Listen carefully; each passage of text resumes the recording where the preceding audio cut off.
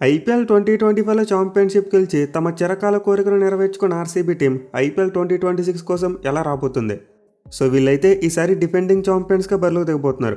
And team విషయంలో చూసుకున్న పెద్దగా మార్పులేమీ చేయలేదు.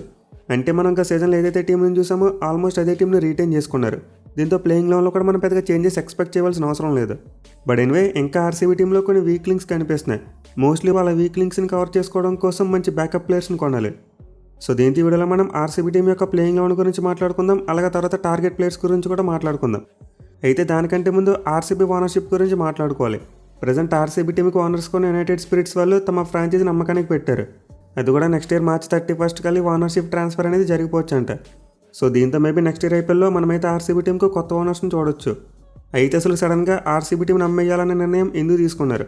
అది కూడా ఆర్సీబీ టీం ఏమీ చిన్న బ్రాండ్ కాదు. ప్రపంచంలోనే అత్యధిక ఫ్యాన్ ఫాలోయింగ్ ఉన్న క్రికెట్ ఫ్రాంచైజీ. పైగా సీజన్లో కప్పు గెలిచిన తర్వాత వాళ్ళ వాల్యూషన్ ఇంకా పెరుగుద్ది. స్పాన్సర్స్ ఇంకా విపరీతంగా పెరిగిపోతారు. సో దీంతో ఇలాంటి టైంలో ఆర్సీబీ టీం ఓనర్స్ వాళ్ళ టీంని వాళ్ళ దగ్గర పెట్టుకుంటే ఎక్కువ లాభాలు వస్తాయి కదా. మరి ఎందుకు అమ్మాలనుకుంటున్నారు? అది కూడా ఛాంపియన్షిప్ గెలుచుకుని నెక్స్ట్ సీజన్కి అమ్మేయడం ఏంటి? సో దీనికైతే ఒక 2-3 రీజన్స్ కనిపిస్తున్నాయి.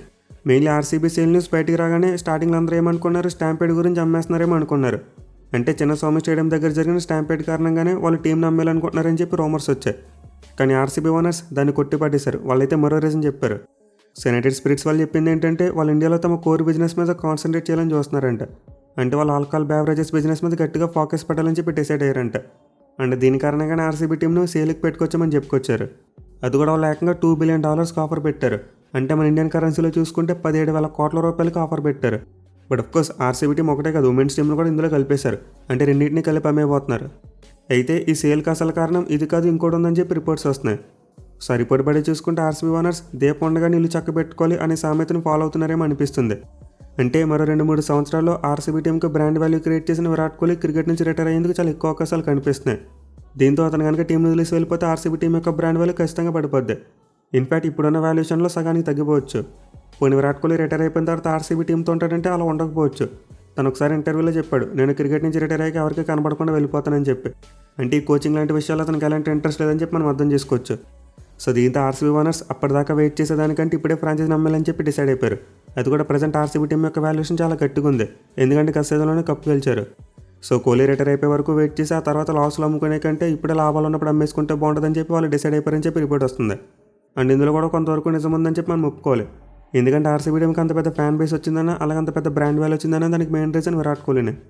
ఇన్ఫాక్ట్ రీసెంట్గా విరాట్ కోహ్లీ ఆర్సీబీ టీంతో తన కమర్షియల్ కాంట్రాక్ట్ని రెన్యువల్ చేసుకోకపోతే చాలా గందరగోళం చూసాం. అతను ఎక్కడ రిటైర్ అయిపోతాడని చెప్పి వార్తలు వచ్చాయి. సో దీంతో ఆర్సీబీ ఓనర్స్ ముందు చూపుతూ ఆలోచించి ఉండొచ్చు. అంటే విరాట్ కోహ్లీ వెళ్ళిపోయే వరకు వెయిట్ చేయడం వేస్ట్, ముందుగా నమ్మేసుకుంటే బెటర్ అని చెప్పి వాళ్ళు ఫీల్ అయి ఉండొచ్చు. ఆర్ఎల్స్ మేబీ వాళ్ళు ఇచ్చిన అఫీషియల్ స్టేట్మెంట్ ప్రకారమే తమ బెవరేజెస్ బిజినెస్ మీద ఎక్కువ ఫోకస్ పెట్టాలని చెప్పి కూడా అనుకోవచ్చు. సో రీజన్ ఏదైనా సరే ఆర్సీబీ టీం అయితే ఇప్పుడు అమ్మకానికి వచ్చేసింది. అండ్ చాలా పెద్ద కంపెనీలు అయితే ఆర్సీబీ టీంని కొనేందుకు ఇంట్రెస్ట్ చూపిస్తున్నారు. మరి ముఖ్యంగా ఇప్పుడు ఫ్రంట్ రన్నర్స్గా చూసుకుంటూ హోంబాలే ఫిల్మ్స్ వాళ్ళు వచ్చారు. అంటే కర్ణాటకకు చెందిన movie producing company Hombale films ఇప్పుడు ఆర్సీబీ టీంని కొనడానికి చాలా గట్టిగా ట్రై చేస్తున్నారంట. మేలీ వీళ్ళు కొంటే ఆ లోకల్ కర్ణాటక కనెక్షన్ బాగా సెట్ అవుద్ది. At the same time cross promotion చేసుకోవచ్చు. అంటే వాళ్ళు తమ మూవీస్ని క్రికెట్ ద్వారా ప్రమోట్ చేసుకోవచ్చు, అలాగే తమ క్రికెట్ని మూవీస్ ద్వారా ప్రమోట్ చేసుకోవచ్చు. విచ్ మీన్స్ ఆర్సీబీ టీంని కొనుక్కునే వాళ్ళకి మ్యూచువల్ బెనిఫిట్ వస్తుంది. అయితే ఆర్సీబీని కొనే రేసులో హోంబాలే ఫిల్మ్స్ వాళ్ళు మాత్రమే కాదు, ఇంకా చాలామంది ఉన్నారు. మెయిల్ ఐపీఎల్ ఆల్రెడీ ఒక టీంకి ఓనర్షిప్ ఉన్న జేఎస్డబ్ల్యూ గ్రూప్ వాళ్ళు దీన్ని కొనాలనుకుంటున్నారంట. అంటే ప్రజెంట్ ఢిల్లీ క్యాపిటల్స్ కోవాలంటే పాత జనరల్ ఆర్సీబీ టీంని దక్కించుకోవాలని చూస్తున్నాడు. అలాగే దాని గ్రూప్ వాళ్ళు మరియు సెరమ్ ఇన్స్టిట్యూట్ వాళ్ళు కూడా ట్రై చేస్తున్నారు. సో ఆర్సీబీని కొనడానికి అయితే చాలామంది ఇంట్రెస్ట్ చూపిస్తున్నారు. దీంతో సేల్ ప్రాసెస్ అనేది ఐపీఎల్ 2026 స్టార్ట్ కాకుండా కంప్లీట్ అయిపోయేందుకు అవకాశం ఉంటుంది. అయితే ఇది కనుక జరిగితే ఐపీఎల్ 2026 కోసం ఆర్సీబీ టీం యొక్క పేరును మార్చేస్తారంటే మేబీ మార్చేయచ్చు. బట్ ఆర్సీబీ అనే షార్ట్ నేమ్ని మాత్రం అలానే ఉంచొచ్చు. అంటే ఆల్రెడీ నేమ్కి చాలా పెద్ద బ్రాండ్ వాల్యూ ఉంది. దీంతో ఈ ఆర్సీబీ అనేది మార్చకపోవచ్చు. కానీ ఎబ్రివేషన్లో చూసుకుంటే మాత్రం రాయల్ ఛాలెంజర్స్ బెంగళూరు అని కాకుండా వాళ్ళ కంపెనీ పేరు వేసుకుంటారు. ఆర్ బదులు రాయల్కి బదులు తమ కంపెనీకి చెందిన పేరు పెట్టుకుంటారు. అలాగే సీకి బదులు ఛాలెంజర్స్ కాకుండా తమ కంపెనీకి రిలేటెడ్ ఏదో ఒక నేమ్ పెట్టుకుంటారు. సొంతంగా కొత్త ఓనర్స్ వచ్చిన తర్వాత ఆర్సీబీ టీం యొక్క ఎబ్రివేషన్ మార్పొచ్చేమో కానీ ఆర్సీబీ అనేది మాత్రం మళ్ళీ పర్మనెంట్ ఉండిపోయేందుకు ఎక్కువ అవకాశాలు ఉన్నాయి. అయితే ఆర్సీబీ టీంకి ఈ ఓనర్షిప్ చేంజ్తో పాటు మరో చేంజ్ కూడా ఉండబోతుంది. అదే వెన్యూ చేంజ్. ప్రజెంట్ చిన్నస్వామి స్టేడియాన్ని మ్యాచ్లు జరగకుండా బ్యాన్ చేశారు. అంటే వాళ్ళకి ఎన్ఓసీ ఇవ్వలేదు. దీంతో ఐపీఎల్ 2026 కోసం ఆర్సీబీ టీం ఒక కొత్త హోమ్ వెన్యూని ఫిక్స్ చేసుకోవాలి. అండ్ విషయంలో వాళ్ళైతే పుణెలోని ఎంసీ స్టేడియం కోసం ట్రై చేస్తున్నారంట. కానీ రీసెంట్గా ఆర్ఆర్ టీం కూడా దీన్ని సెకండ్ హోమ్ వెన్యూగా పెట్టుకోవాలని చూస్తున్నారంట. సో దీంతో ఆర్సీబీ టీంకి హోమ్ వెన్యూగా పూణే సెట్ అవుతుందా లేకపోతే మరో వెన్యూకి మారుతారని చెప్పి డౌట్స్ వస్తున్నాయి. మెయిల్ వాళ్ళు విష్ లిస్ట్లో పెట్టుకున్న స్టేడియంస్లో చూసుకుంటే మన వైజాగ్ స్టేడియం కూడా ఉందంట.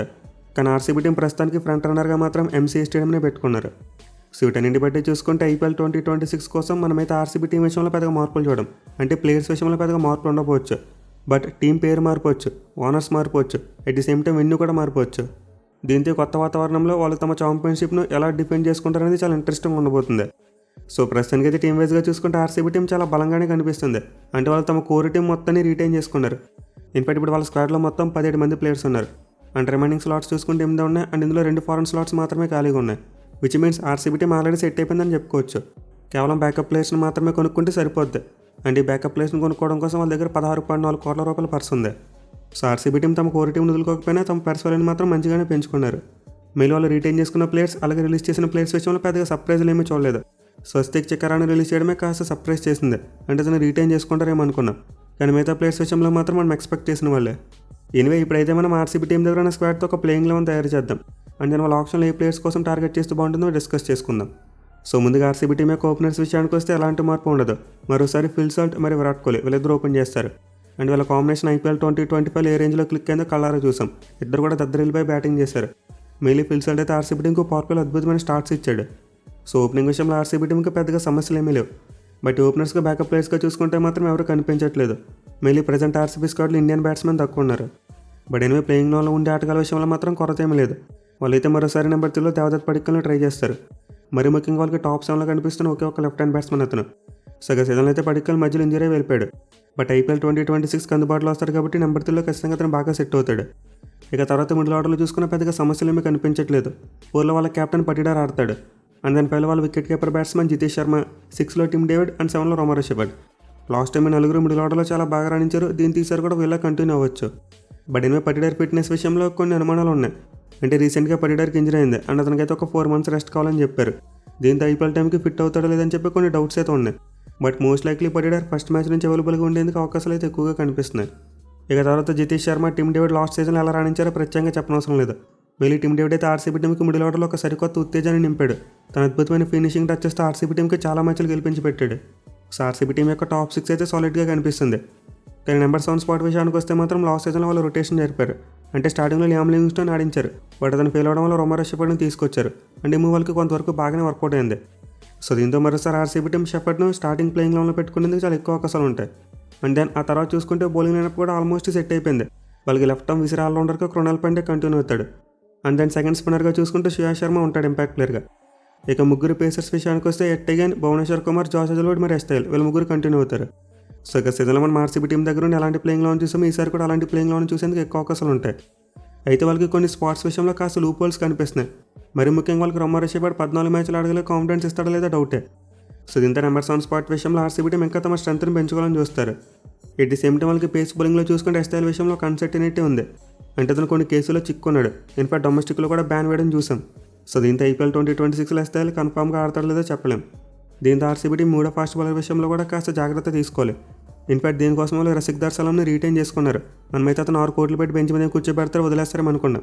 బట్ ఎస్టైల్ విషయంలో అన్సర్టినిటీ ఉంది కాబట్టి రసిక్దార్ సలాంని 6 కోట్లు పెట్టి రీటైన్ చేసుకున్నారు. సో మోస్ట్లీ ఆర్సీబీ టీంకి వాళ్ళ కాంబినేషన్లో చూసుకుంటే నెంబర్ 7 స్పాట్ అలాగే థర్డ్ పేస్ బౌలింగ్ స్పాట్ ఈ రెండే కాస్త డౌట్ఫుల్గా అనిపిస్తున్నాయి. కానీ మిగతా స్పాట్స్ మాత్రం ఆల్మోస్ట్ అన్ని కూడా ఫిక్స్డ్గా ఉన్నాయని చెప్పుకోవచ్చు. బట్ అయినా వాళ్ళకైతే కొన్ని స్పాట్స్ విషయంలో చాలా స్ట్రాంగ్ బ్యాకప్ ప్లేయర్స్ కూడా కావాలి.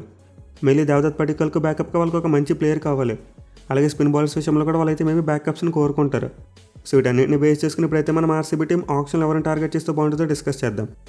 సో ముందుగా నెంబర్ 7 స్పాట్ విషయానికి వస్తే చాలామంది లివింగ్స్టన్ వెళ్ళిపోయాడు, సో అతను లాంటి ప్లేయర్ని కొనుక్కోవాలని చెప్పి అంటున్నారు. అంటే మరో ఫారెన్ స్పిన్ బౌలింగ్ ఆల్రౌండర్ని కొనుక్కొని తెచ్చిపెట్టుకోవాలని చెప్పి అంటున్నారు. బట్ నేను అడిగితే కాస్త ఇల్లాజికల్ ఏమనిపిస్తుంది. అంటే లివింగ్స్టన్ వదిలేస్తే మళ్ళీ అలాంటి ప్లేయర్ని తెచ్చుకోవాలని చెప్పి ఎక్కడ కూడా లేదు. ఇన్ఫాక్ట్ ఆర్సీబీ టీం దగ్గర మరో స్పిన్ ఆల్రౌండర్ ఉన్నాడు. వాళ్ళ స్క్వాడ్లో చూసుకుంటే జాకబ్ బెథెల్ అంటే ఒక యంగ్స్టర్ ఉన్నాడు. అండ్ అతనే వాళ్ళు ప్లేయింగ్లో ఆడించేందుకు అవకాశం లేదు, బెంచ్ మీద కూర్చోబెడుతున్నారు. దీంతో మరో ఫారెన్ స్పిన్ ఆల్రౌండర్ని తెచ్చుకుని ఏం చేసుకుంటారు, ఎక్కడ పెట్టుకుంటారు? So mostly option RCB team spin ఆల్రౌండర్ని టార్గెట్ చేయవలసిన అవసరమే లేదు. వాళ్ళ దగ్గర ఆల్రెడీ జాకబ్ బెథెల్ ఉన్నాడు, అతను సరిగ్గా యూజ్ చేసుకుంటే సరిపోద్ది. కానీ రోమరో షెపర్డ్కి బ్యాకప్గా చూసుకుంటే ఎవరూ లేరు. కేవలం వాళ్ళ దగ్గర ఒకే ఒక్క ఫారెన్ పేస్ ఆల్రౌండర్ అతనే ఉన్నాడు. సో దీంతో ఆర్సీబీ టీం తమ మిగిలిన 2 ఫారెన్ స్పాట్లో ఒక స్పాట్ని ఖచ్చితంగా దీనికోసం యూజ్ చేయాలి. అంటే ఒక పేస్ బౌలింగ్ ఆల్రౌండర్ని కొనాలి. అలా కాకుండా లివింగ్స్టన్ వదిలేసాం కదా, సో అతను లాంటి ప్లేయర్ని కొనుక్కుంటామంటే మళ్ళీ యూజ్ ఏమి ఉండదు, బెంచ్ మీద కూర్చోబెట్టాలంతే. అయితే రోమరో షెపర్డ్ లాంటి ఆల్రౌండర్ని కొనుక్కుంటే మీరైతే రొటేట్ చేసుకోవచ్చు. ఒకవేళ షెపర్డ్ ఇంజరీ అయినా లేకపోతే ఫామ్ కోల్పోయినా బ్యాకప్ ఆల్రౌండర్ని తెచ్చుకుని ఆడించుకోవచ్చు. సో దీంతో ఆర్సీబీ టీం ఆప్షన్లో మేజర్గా టార్గెట్ చేయవలసిన ఒక ఫారెన్ పేస్ ఆల్రౌండర్ని. అండ్ ఆబ్వియస్లీ విషయంలో చూసుకుంటే క్యామరన్ గ్రీన్ మరియు రస్సెల్ ఇద్దరు కూడా బెస్ట్ ఆప్షన్సే. కానీ ఆర్సీబీ టీం దగ్గర పర్స్ ఎంత ఉంది, 16 కోట్లు ఉంది. దీంతో ఇద్దరు ఒక్కను కొనడం కూడా చాలా కష్టమైన విషయం. పైగా ముందు చెప్పినట్టు ఆర్సీబీ టీం కావాల్సింది ఒక బ్యాకప్ ఆల్రౌండర్, అంతేగాని స్టార్టింగ్ లెవెల్లో ఉండే ఆల్రౌండర్ కాదు. దీంతో ఆర్సీబీ టీం గ్రీన్ మరియు రస్సెల్ని టార్గెట్ చేయదు. మేబీ స్టార్టింగ్లో బిడ్డింగ్ అయితే చేయొచ్చు, బట్ ఆ 15 కోట్ల ప్రైస్ దాటితే మాత్రం ఖచ్చితంగా టార్గెట్ చేయరు. సో దీంతో ఫారెన్ పేస్ ఆల్రౌండర్ విషయంలో ఆర్సీబీ టీం మిడ్ ప్లేయర్స్ని ట్రై చేయాలి. అంటే ఆప్షన్లో కొన్ని మంచి మంచి ఆప్షన్స్ కనిపిస్తున్నాయి. Like Wiaan Mulder, Daryl Mitchell, Gus Atkinson, Jason Holder, Dasun Shanaka, Aaron Hardie మరియు కులబ్దీన్ నాయర్. ఇలా చెప్పుకుంటూ పోతే చాలామంది ఫారెన్ పేస్ ఆల్రౌండర్స్ అయితే ఉన్నారు. బట్ వీరిలో చూసుకుంటే వియాన్ మల్డర్ లాంటి వాళ్ళు టీంకి బాగా సెట్ అవుతారు, ఎందుకంటే అతను కూడా డౌన్ ది ఆర్డర్ బ్యాటింగ్ చేస్తాడు. అలాగే జేసన్ హోల్డర్ చూసుకుని ఏమాత్రం బ్యాడ్ ఆప్షన్ కాదు. కానీ వీళ్ళతో వచ్చిన సమస్య ఏంటంటే ఇద్దరు కూడా ఎక్కువగా టెస్ట్ ఫార్మేట్ ఆడే ప్లేయర్. సో దీంతో మేబీ ఆర్సీబీ టీం షనక మరియు గులబ్దీన్ నాయర్ లాంటి ఆల్రౌండర్స్ కోసం కూడా ట్రై చేయొచ్చు. మళ్ళీ షనక దగ్గర మంచి ఫినిషింగ్ స్కిల్స్ ఉన్నాయి కాబట్టి అతనైతే బాగా సూట్ అవుతాడు రొమారీ షెపర్డ్కి బ్యాకప్గా. సో విధంగా ఆర్సీబీ టీం అయితే ఖచ్చితంగా ఒక మంచి పేస్ ఆల్రౌండర్ని టార్గెట్ చేసుకోవాలి. ఇక నెక్స్ట్ థర్డ్ పేస్ బౌలర్ విషయంలో కూడా సమస్య ఉందనుకున్నాం. ఎస్టీల్ ఆడకపోతే వాళ్ళ దగ్గర లెఫ్ట్ ఆర్మ్ సెవెన్ ఎవరో కనిపించట్లేదు. ఈవెన్ వాళ్ళ దగ్గర రసిక్ సలాం అలాగే అభినందన్ సింగ్ ఉన్న ఇద్దరు కూడా రైట్ ఆర్మ్ పేసర్సే. దీంతో ఆప్షన్లో ఆర్సీబీ టీం ఒక లెఫ్ట్ ఆర్మ్ పేస్ బౌలర్ని టార్గెట్ చేస్తే బాగుంటుంది. అయితే ఇండియన్స్ విషయంలో చూసుకుంటే పెద్దగా ఆప్షన్స్ ఏమీ లేవు. నాకైతే ప్రజెంట్ చేతన్ సకరి ఒకటే కనిపిస్తున్నాడు. మిగతా వాళ్ళు ఏమైనా డొమెస్టిక్లో దొరికితే ట్రై చేయాలి. ప్రజెంట్ సైద్ మస్తక్ అలీ ట్రోఫీ జరుగుతుంది కాబట్టి దాన్ని క్లోజ్గా అబ్జర్వ్ చేస్తూ అక్కడ నుండి ఒక లెఫ్ట్ ఆర్మ్ సెవెన్ తెచ్చుకోవాలి. లేదా రైట్ ఆర్మ్ సెవెన్ అయినా పర్లేదు అనుకుంటే చాలా ఆప్షన్స్ కనిపిస్తున్నాయి. మేలు ఆకాశ్ మధ్వాల్ చాలా మంచి ఆప్షన్గా మారుతాడు ఆర్సీబీ టీంకి.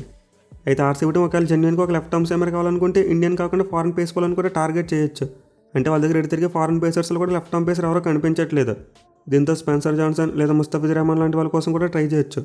బట్ నాకైతే ఒక ఇండియన్ లెఫ్ట్ ఆర్మ్ సెవెన్ తీసుకుంటేనే బెటర్ అనిపిస్తుంది. ఎందుకంటే ఆర్సీబీ టీం దగ్గర ఆల్రెడీ ఇద్దరు ఫారెన్ పేసర్స్ ఉన్నారు.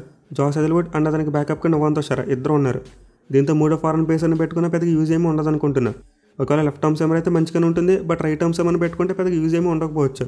ఎందుకంటే ఒకవేళ హెజల్వుడ్ ఇంజరీ అయినా సరే నవాంతో షరా ప్లేయింగ్ లోన్లోకి వచ్చేస్తాడు. ఇన్ఫాక్ట్ దీని కారణంగానే ఆర్సీబీ టీం లుంగింగిడి లాంటి ప్లేయర్ని వదిలేశారు. అదర్వైజ్ వాళ్ళకి మూడో ఫారెన్ పేస్ బౌలర్ కావాలనుకుంటే అతనే పెట్టుకునేవారు కదా. పైగా మనం ఆల్రెడీ చెప్పుకున్నాం రొమారీ షెపర్డ్కి బ్యాకప్గా ఒక ఫారెన్ పేస్ ఆల్రౌండర్ని కొనుక్కుంటే బెటర్ అని చెప్పి. దీంతో మొత్తం ఆర్సీబీ టీం చూసుకుంటే 4 ఫారెన్ పేస్ ఆప్షన్స్ కనిపిస్తున్నాయి. సో ఇంతమందిని పెట్టుకుని మళ్ళీ ఫారెన్ పేస్ బౌలర్ కోసం వెళ్ళడం అంత కరెక్ట్ కాదేమో అనిపిస్తుంది. అయితే ఒకవేళ ఆర్సీబీ టీం ఇద్దరు ఫారెన్ పేస్ బౌలర్స్ని ప్లేయింగ్ లోన్లో ఆడించాలనుకుంటే మాత్రం ఖచ్చితంగా మరో ఫారెన్ పేస్ బౌలర్ కావాలి. అంటే హెజల్వుడ్ మరియు తుషారాకు బదులు మరో ఫారెన్ పేస్ బౌలర్ ఉంటే మంచిదే. కానీ వాళ్ళు ప్లేయింగ్ లోన్లో ఒక్క జెన్యున్ ఫారెన్ పేసర్ని ఆడిస్తామంటే మాత్రం ఇంకో పేసర్ అవసరం లేదు. నవాంతో షరా బ్యాకప్ ఉంటే సరిపోద్ది. పైగా ఆర్సీబీ టీం చూసుకుంటే ఫారెన్ స్పాట్స్ రెండే వేకెంట్గా ఉన్నాయి. దీంతో వాళ్ళ ఒక స్పాట్ కోసం పేస్ ఆల్రౌండర్ అనుకున్నా మరో స్పాట్ను బ్యాట్స్మెన్ కోసం యూజ్ చేసుకోవచ్చు. అంటే ఆర్సీబీ టీం దగ్గర ఫారెన్ బ్యాట్స్మెన్కు బ్యాకప్ కాస్త తక్కువగా కనిపిస్తుంది. కేవలం జకబ్ బేతల్ మాత్రం ఉన్నాడు. అది కూడా అతని టిమ్ డేవిడ్కి బ్యాకప్కి యూజ్ చేసుకోవచ్చు. కానీ సాల్ట్కి బ్యాకప్గా చూసుకుంటే ఎవరూ లేరు. దీంతో maybe RCB team Finn Allen, Rahman Gurbaz, Kusal Mendis లేదా బెన్ డెకెట్ ఇలాంటి ఫారెన్ బ్యాట్స్మెన్ కోసం టార్గెట్ చేసి ఒకరిని బ్యాకప్గా పెట్టుకోవచ్చు. లేదు సాల్ట్ మరియు టిమ్ డేవిడ్ ఇద్దరికి జాకబ్ బేతల్ ఒక్కడే బ్యాకప్ అనుకుంటే మాత్రం మరో ఫారెన్ బ్యాట్స్మెన్ అవసరం ఉండదు. వాళ్ళైతే ఇంచక్కగా ఫారెన్ పేస్ బౌలర్ని కొనుక్కోవచ్చు. అయితే ముందు చెప్పినట్టు వాళ్ళు టార్గెట్ చేయాలనుకున్న పేస్ బౌలర్ లెఫ్ట్ ఆర్మ్ సెమర్ అయితే బాగుంటుంది. వాళ్ళ దగ్గర లెఫ్ట్ ఆర్మ్ సెమర్స్ తక్కువ ఉన్నారు కాబట్టి ఆ మూడో ఫారెన్ పేస్ బౌలర్ని ఒక లెఫ్ట్ ఆర్మ్ సెమర్గా పెట్టుకుంటే బాగుంటుంది. ఇక నెక్స్ట్ చూసుకుంటే మోస్ట్లీ బ్యాకప్ ప్లేయర్సే. మళ్ళీ ఇండియన్ బ్యాట్స్మెన్ ఎవరు లేరని చెప్పుకున్నాం. సో దీంతో ఆర్సీబీ టీం ఆప్షన్లో వెంకటేష్ లాంటి ప్లేయర్ కోసం ట్రై చేయొచ్చు. లాస్ట్ టైం అతని కోసం చాలా హార్డ్గా ట్రై చేశారు కానీ దక్కలేదు. దీంతో మీసారి అతను తక్కువ ప్రైస్ కొనుక్కునే ప్రయత్నం అయితే జరగవచ్చు. బట్ మోస్ట్ లైక్లీ వెంకటేష్ అని కేకేఆర్ టీం వదలదు, అతను ఖచ్చితంగా బైబ్యాక్ చేస్తారు. దీంతో ఆర్సీబీ టీం వేరే ఆప్షన్స్ కూడా పెట్టుకోవాలి. మళ్ళీ ప్రజెంట్ డొమెస్టిక్లో కార్తిక్ శర్మ అలాగే సల్మాన్ నైజర్ ఇద్దరు కూడా చాలా మంచిగా బ్యాటింగ్ చేస్తున్నారు. మళ్ళీ కార్తిక్ శర్మ అయితే బీభత్సంగా 6లు కొడుతున్నాడు. అతనికి T20 ఫార్మాట్లో 125 స్ట్రైక్ రేట్ ఉంది. దీంతో అలాంటి ప్లేయర్ని బ్యాకప్గా కొనుక్కుంటే బాగుంటుంది. అలాగే రాజ్బావా, మహిపాల్ లామ్రార్ మరియు పృథ్వీ షా లాంటి ప్లేయర్స్ కూడా ఉన్నారు. సో ఆర్సీబీ టీం ఖచ్చితంగా ఇద్దరు ఇండియన్ బ్యాట్స్మెన్ బ్యాకప్గా కొనుక్కునేందుకు చాలా ఎక్కువ అవకాశాలు ఉంటాయి. అండ్ దెన్ వాళ్ళకి చివరిగా చూసుకుంటే ఒక స్పిన్ బౌలర్ అవసరం కూడా పడవచ్చు. ఎందుకంటే కృణాల్ పాండ్యాకి బ్యాకప్గా చూసుకుంటే స్వప్నిల్ సింగ్ ఉన్నాడు. బట్ శ్రేయస్ శర్మకు బ్యాకప్గా చూసుకుంటే లెగ్ స్పిన్నర్ అయితే లేడు. సో దీంతో మేము ఆర్సీబీ టీం ఆప్షన్లో ఒక లెగ్ స్పిన్నర్ని కూడా టార్గెట్ చేస్తుంది బ్యాకప్ కోసం. అండ్ ఈ విషయంలో చూసుకుంటే వాళ్ళకి రాహుల్ చార్ చాలా మంచి ఆప్షన్ అవుతాడు. అలాగే విఘ్నేష్ పుత్రి మరియు కరణ్ శర్మ లాంటి వాళ్ళు కూడా ఉన్నారు. లేదు స్కోటింగ్ ద్వారా డొమెస్టిక్ నుంచి ఎవరైనా పిక్ చేస్తామంటే వాళ్ళని కూడా పిక్ చేసుకోవచ్చు. సో ఆర్సీబీ టీంకు ఇద్దరు బ్యాకప్ ఇండియన్ బ్యాట్స్మెన్ కావాలి, అలాగే ఒక బ్యాకప్ స్పిన్నర్ కావాలి. అండ్ దాని ముందు చెప్పినట్టు ఒక ఇండియన్ ఫాస్ట్ బౌలర్, అలాగే ఒక ఫారెన్ ఫాస్ట్ బౌలర్ అండ్ ఒక ఫారెన్ పేస్ ఆల్రౌండర్. మొత్తం వాళ్ళకి 6 బ్యాకప్ ప్లేయర్స్ అయితే అవసరం పడుతుంది. దీంతో ఆర్సీబీ టీం తమ దగ్గర ఉన్న 16.4 కోట్ల రూపాయలు చాలా జాగ్రత్తగా యూజ్ చేయాలి. వీళ్ళు వాళ్ళకి బ్యాకప్ ప్లేయర్స్ కావాలి కాబట్టి పెద్ద అమౌంట్ ఏ ప్లేయర్కి పెట్టకూడదు. అంటే సపోజ్ డేవిడ్ మిల్లర్ లాంటి ప్లేయర్ని టార్గెట్ చేసి అతను ఒక 7-8 కోట్లు పెట్టుకుంటే అతను బ్యాకప్గా పెట్టుకోవడం తప్ప ఏమీ చేయలేరు. సో మోస్ట్లీ ఆర్సీబీ టీం 5 కోట్ల కంటే తక్కువ ప్రైస్లో వచ్చే క్వాలిటీ ప్లేయర్స్ని కొనుక్కుంటే బాగుంటుంది. వాళ్ళ బ్యాకప్స్ కూడా చాలా బలంగా కనిపిస్తాయి. లేదు మా దగ్గర ఆల్రెడీ ఒక స్ట్రాంగ్ టీం ఉంది, ఒక మంచి పెద్ద ప్లేయర్ కావాలనుకుంటున్నామంటే 10 కోట్లు పెట్టి ఏదో ఒక పెద్ద ప్లేయర్ని కొనేస్తారు. కానీ అయితే ఆర్సీబీ టీం బ్యాకప్స్ కోసం ఎక్కువ ట్రై చేయాలి. ఒక ప్లేయర్ మీద ఎక్కువ ప్రైస్ పెట్టిన వాళ్ళకి పెద్ద ఉపయోగం ఏమి ఉండదు. మరి మీరు ఆర్సీబీ టీం ఆప్షన్లో ఏ ప్లేస్ని టార్గెట్ చేస్తే బాగుంటుంది అనుకుంటున్నారు కింద కామెంట్ చేయండి. అలాగే వీడియో నచ్చినట్లయితే ఖచ్చితంగా లైక్ చేసి మీ ఫ్రెండ్స్ అందరికీ షేర్ చేయండి. Thank you for watching. Have a nice day.